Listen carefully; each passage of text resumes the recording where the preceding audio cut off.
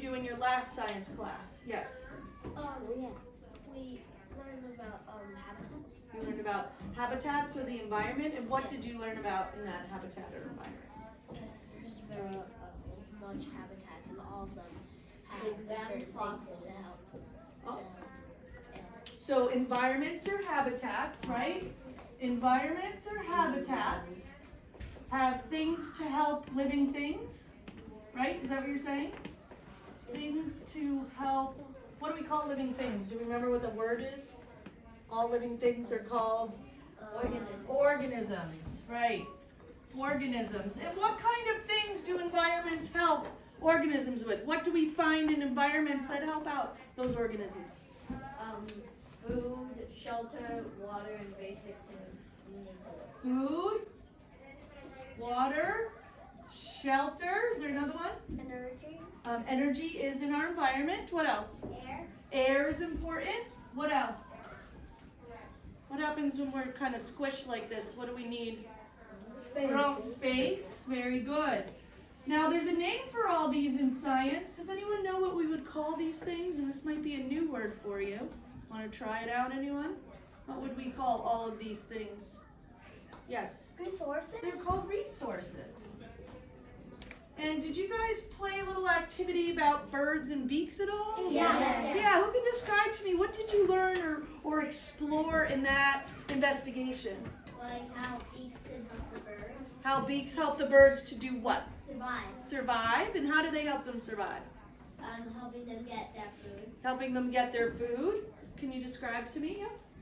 And to use this special beak to like to get some food underwater or land. So a specific special beak was specific to the food that you found? And was that food found in a particular place? Yeah. So when birds have a beak, that beak is connected to the environment it lives in, right? And in that environment is where that food or water, shelter, space, the resources are. Yes.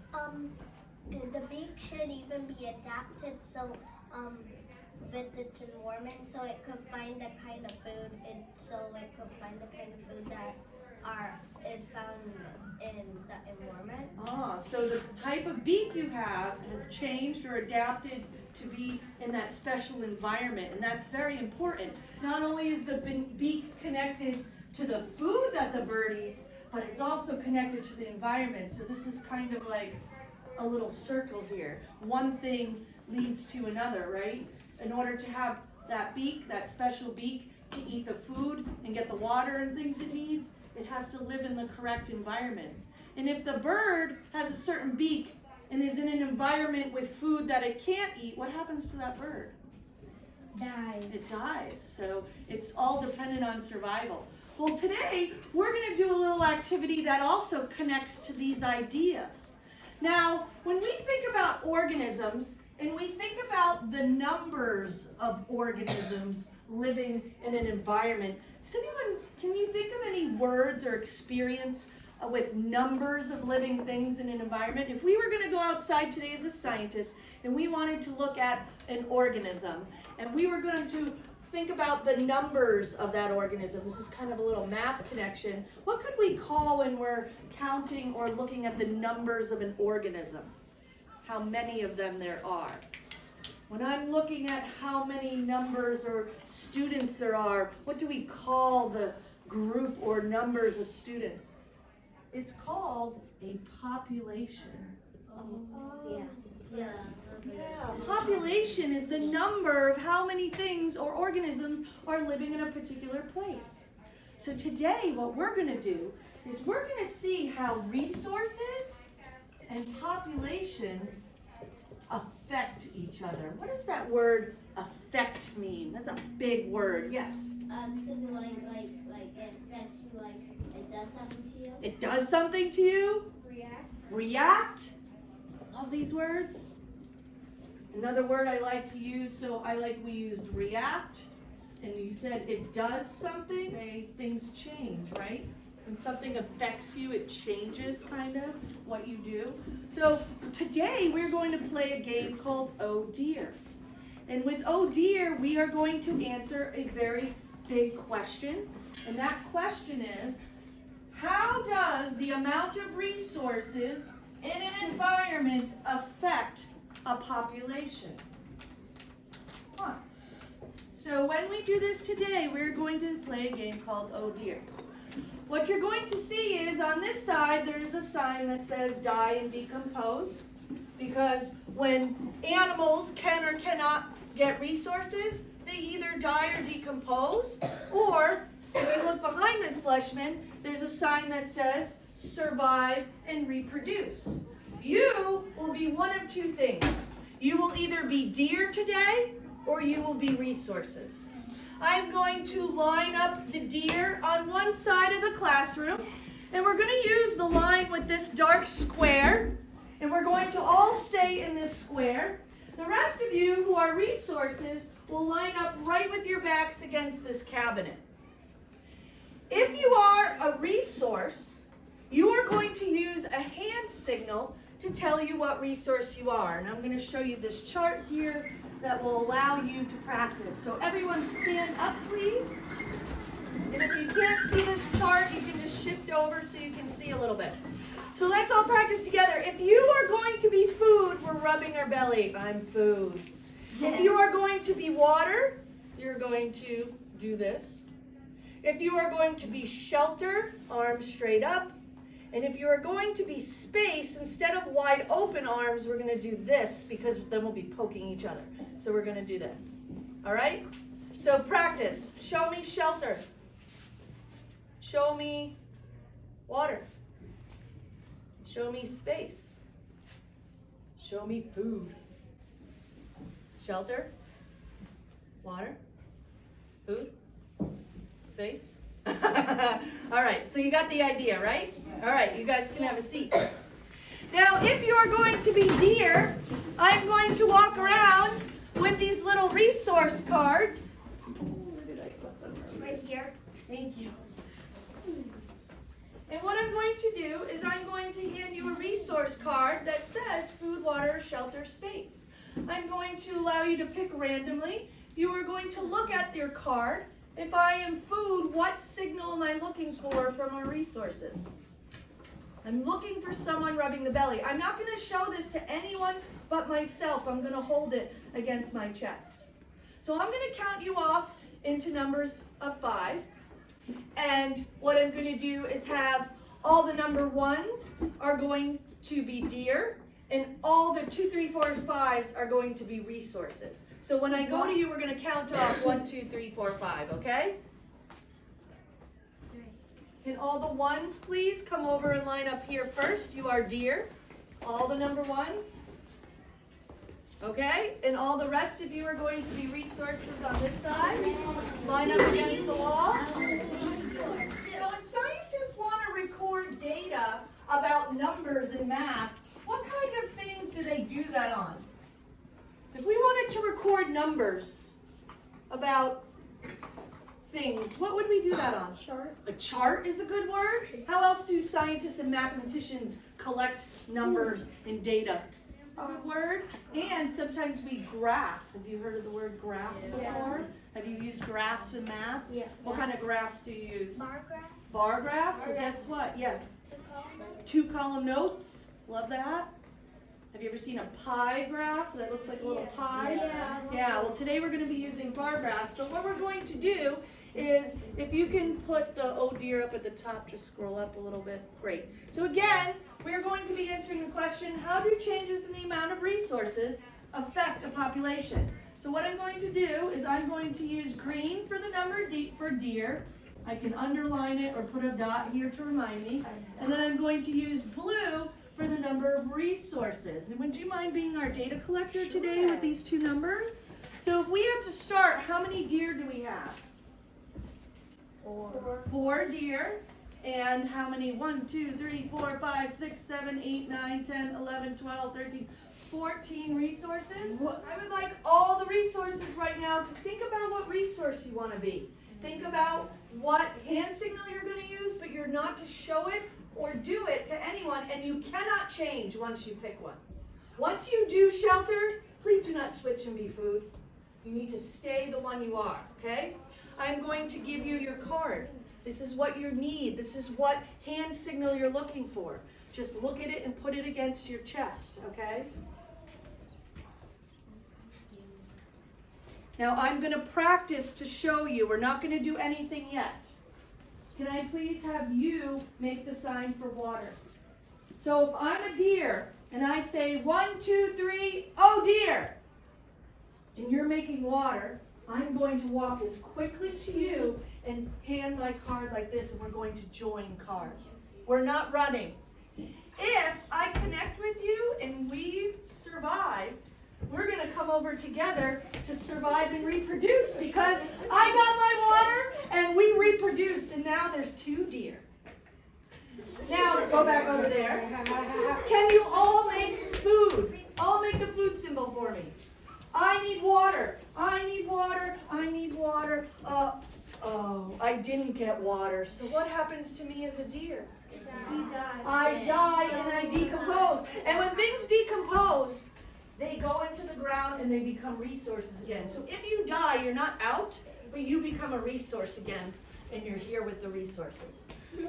So that's how the game works, okay? So, you know what you need? Keep it on your chest. Think about what resource. Until I say, oh dear, you're just going to, when I say, oh dear, you show me your resource signal. When I say, oh dear, you walk and match up with someone that has your resource if they do. Are we ready? All right. 1, 2, 3, oh dear.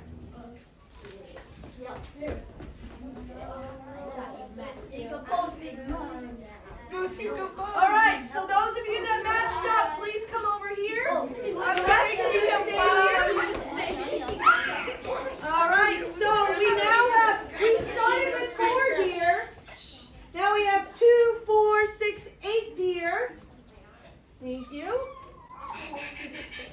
We have 8 deer, and 2, 4, 6, 2, 4, 6.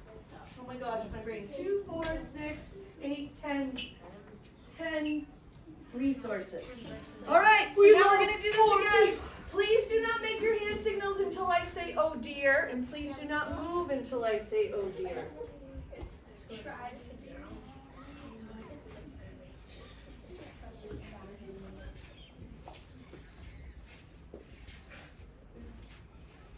Okay, are we ready? You guys know where you're going to be. Don't show me yet. 1, 2, 3, oh dear. Wait, don't move until the people are done matching up. Okay, did we all match up? Yeah. Okay, come on over here. Yeah, let's go. So we didn't all survive. All right, can I have your cards back? So now we only have 6 resources, and 6 resources. Can I have your other cards here? And, yep, 12 deer. Oh, dear. So I want to pause. Think about this. There's only 6 resources. Oh, we gotta write them. There's 12 deer. Freddy's get ready. Think as a scientist. What do you think? What do you think might happen to our population? How do you go, deer?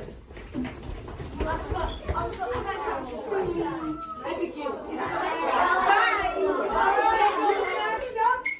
Did we get 8 to match up? If you matched up, please go over here.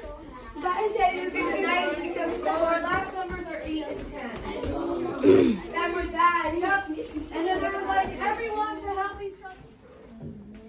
So what you're doing right now is you are using your green pencil or crayon to underline or put a dot next to deer, and you're filling out these numbers into your data chart. And then you're also doing the same using the blue with the numbers in blue for resources. So green is deer and blue is resources. Next, what we're going to do is talk about how we read this chart. At the start of the game, we have how many deer? 4. And how many resources? 14. So we're starting from left to right. Round 1, how many deer? 8. How many resources? 10. Round 2, deer? 12. 6 resources. So do you understand how to read this chart? Does anyone need any clarification? No. Okay, so what I'm going to do now, I'm going to trust that you have this down. We have to give our graph a title. What are we graphing? What are our 2 types of information that we have? Deer and resources. So we could say deer versus resources. I like that. Or deer and resources. What color are we using for deer again? Green. So I would like you, see down here it says D for deer? I would like you either to circle or underline all the D's. You can circle or underline all the D's in green at the bottom of this chart. And then all the R's for resources in blue. This is going to help you with your color coding. So if you can do that for me, underlines, pencils down. What you're going to do, and there's lots of students who make mistakes, so please pay attention. I'm going to start by just doing the D for deers. You are going to use your information from the top of the chart. For the start of the game, how many deer did we have? Who can tell me? 4. So I'm going to first use a dot. We're not doing this. We're watching me. 1, 2, 3, 4. Then from the top to the bottom, I'm going to color those 4 squares. Round 1, how many deer? 8. Does everybody agree? Yeah. 1, 2, 3, 4, 5, 6, 7, 8. I started the 8 and go down to the bottom. How many in round 2? 12. 1, 2, 3, 4, 5, 6, 7, 8, 9, 10, 11, 12. All the way down. How many in 3? 10.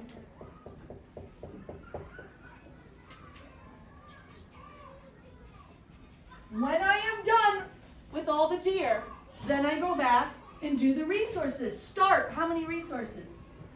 14. And I go all the way down. Oh my goodness. What is this looking like? A bar graph. That's what we're doing. Science and math meet together. Resources round 1. 10.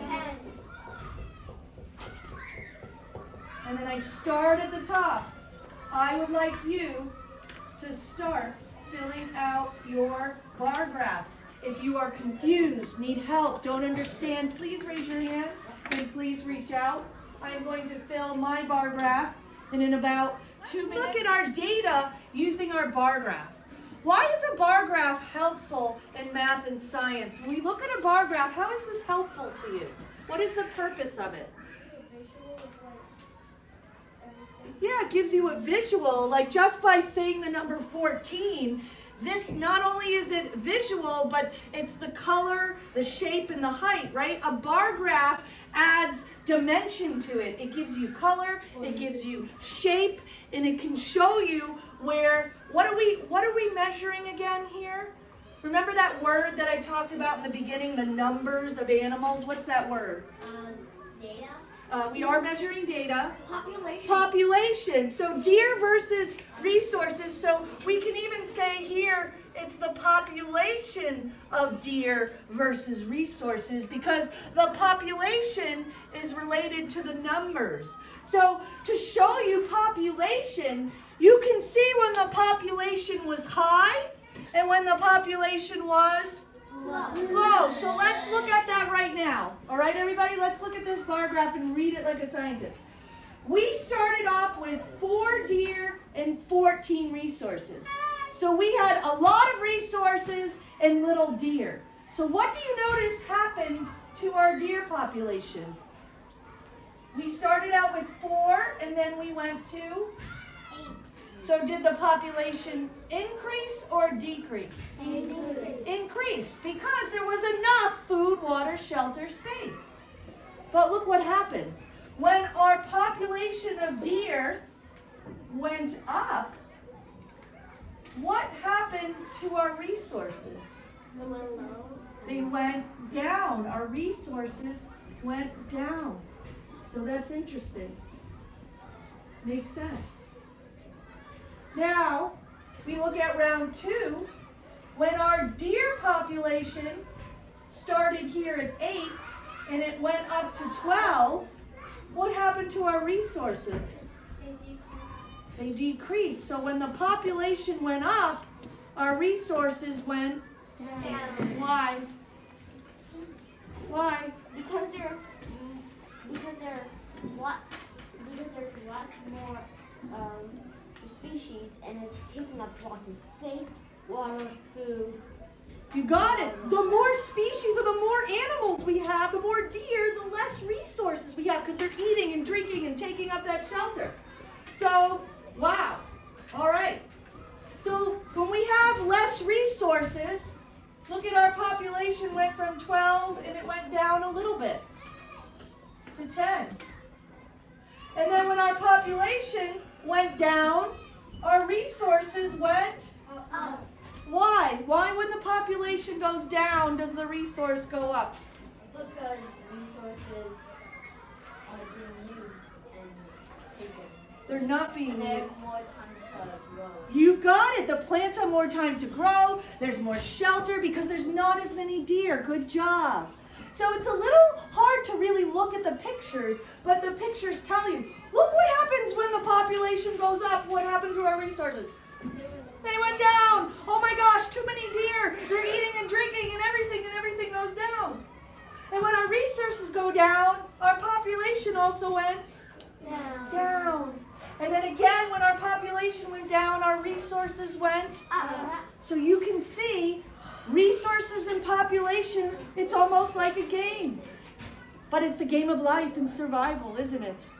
Yes. Well, I hope you guys enjoyed learning a little bit about how population of deer and resources affect each other. On the back side of your papers, there are going to be some reflection questions of what we just talked about, and we're going to do those.